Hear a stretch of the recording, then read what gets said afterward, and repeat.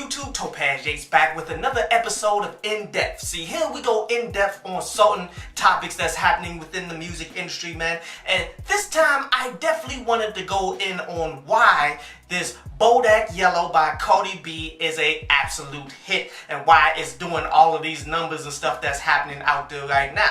Because you go back to when this project first came out, I caught it when it first came out, I listened to it, and I chose not to review it. And I did that for a bunch of different reasons, really, because one, I already reviewed one of her mixtapes a while ago, her very first one, and really she wasn't hitting like she's hitting now based off of this song, and other things happened during that time period as well that made me go other directions.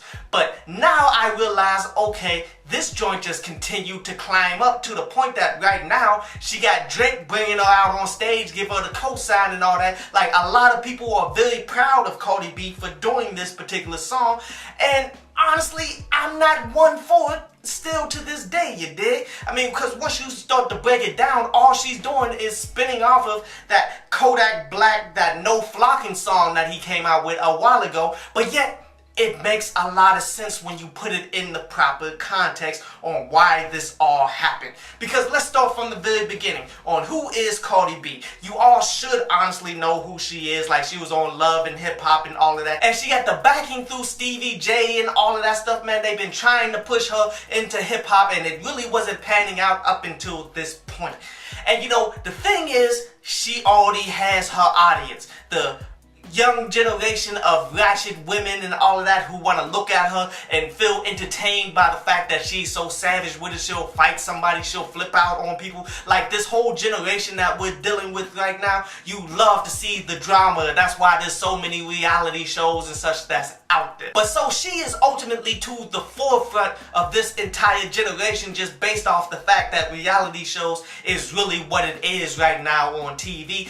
Therefore, she's pretty much to the forefront of this particular audience. And then next, she ultimately saw an opportunity and exploited it. Because when you look at this commercialized industry where we at right now with female rappers, there's not anybody that's speaking directly to this market that Cardi B is to the forefront with. I mean, because you look at them, you look at Nicki Minaj, who may have once did that, but yet not right now. Like, she ultimately got super bougied up. She came up and got up out the hood. She ain't really trying to sit up and make songs for the hood chicks out there right now. She went full-fledged pop. And then you look at other top acts, look at, say, Remy Ma and all of that. She's more New York. Like, New York ain't really what it is in this commercialized industry right now, because it's really the South, and Chicago is really running things with drill and trap music and all of that. So first, she got the audience. Second, she got the opportunity to do big things. Third, all she needed was the right song. And you know,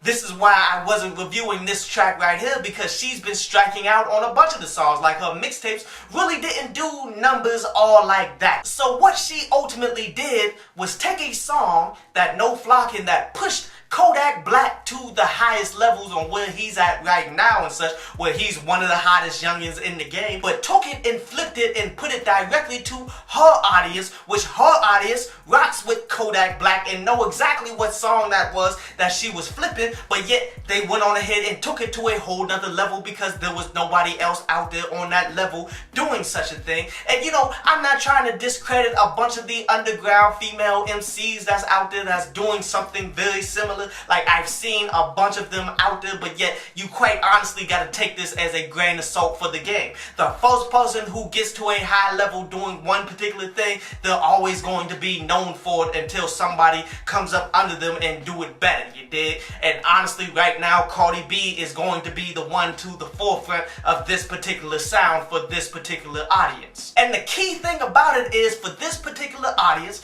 you don't have to be a good, skilled MC in order to please them and such. And you can see that quite plainly with Bodak Black, who isn't that skilled to begin with. See, Cardi B was able to take what he did on that freestyle and such and take it and spin it off into a full song and do it better than him, but yet she can't even rap herself. But she did have some key moments within this track right here, when she said that she put her hand up on her hip and you dip, she dip, he dip, and all of that. That was pretty cool when you understand the reference, because that was a song from a dude back in the day called Freak Nasty. I believe that was like a one-hit wonder type joint, but yet the way she spun off of it, because that was like a dance song, but yet she's taking that and saying, if I put my hands on my hip, pretty much reaching for the gun, everybody's going to run. I definitely enjoyed that. By far the best baller that she spit on here. But yeah, she did have some other things, like how she said she was in and out of the bank so much that they get tired of her. But for the most part, it was all spinning around the same things that this generation tends to talk about, man,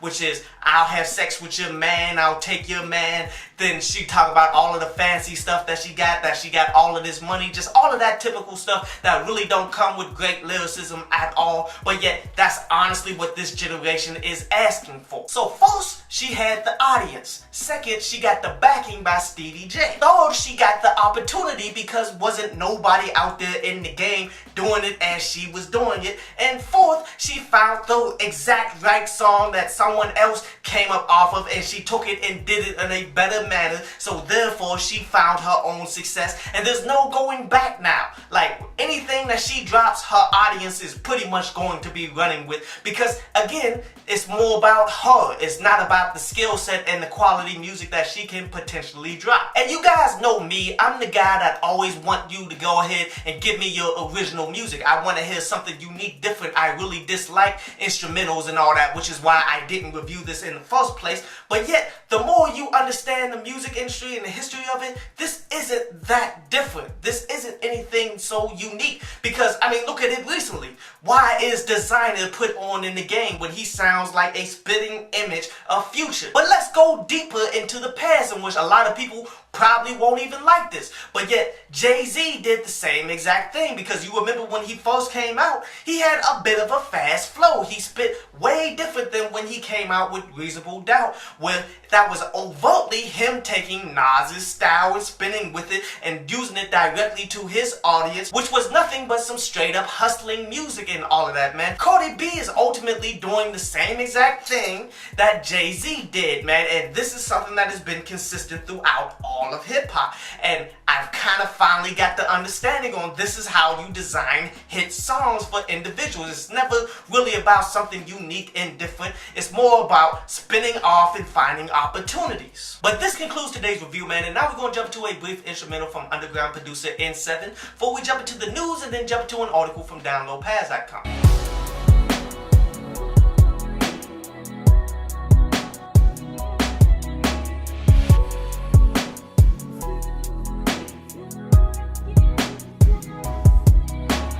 So have you guys seen that whole Drink Champs type interview thing that they be doing with Noriega, man, where they pretty much bring in individuals and get them drunk and just talk about random things? And I hear that it's really dope. I really just don't be having the time to sit up and watch these joints, but yet something happened that really piqued my interest. Well, I believe they brought in DJ Paul, where he was ultimately talking about that there was a point in time where they actually was about to create a super group between 3 6 Mafia and UGK, and it was going to be called the Underground Mafia. And these songs that came out that ended up being super hits, like that Sipping on Some Scissor and all of that, those were all songs that were supposed to be part of that project. But yet the thing that sabotaged it all away was Pimp C going to jail before they could finish up anything, and that sucks. Because quite honestly, that could have been one of the most phenomenal projects that the South have seen ever type stuff, you dig? But anyway, on to today's article from downloadpads.com, and today's article was about how people are just full of it, man. Because point blank, you dig, people love to talk about the things that they doing. People love to talk about how they know everything, but yet nobody wants to put in the work in order to attain the knowledge, that don't want to put in the work to go ahead and get this money, to go out here to understand what is going on. Because here's the thing, everybody wants to talk about how they know what the new dope rappers are coming out and all of that. They know what great music, they have a great ear for music is, but yet none of them actually sit up and listen to underground underground mixtapes every day trying to find that next new talented individual. People also love to talk that game on how they know what they need to do in order to get put on in the music industry. All you gotta do is find somebody and they'll go ahead and put you on, when all of that is nonsense. That's all people just working off of cliches, hoping that this is what all of these rappers are saying, so therefore it has to be true, when not really. Like, you don't do your own research, you don't actually go out there and figure this stuff out. You really got to understand all of these people out here being full as crap, man. You really got to avoid them and find and seek out people that are actually on the grind trying to figure out stuff, and you actually need to be doing your research as well. I hope you enjoyed the show. You can follow me at Twitter up there, and you can go to downloadpads.com, that's down there, to read today's article.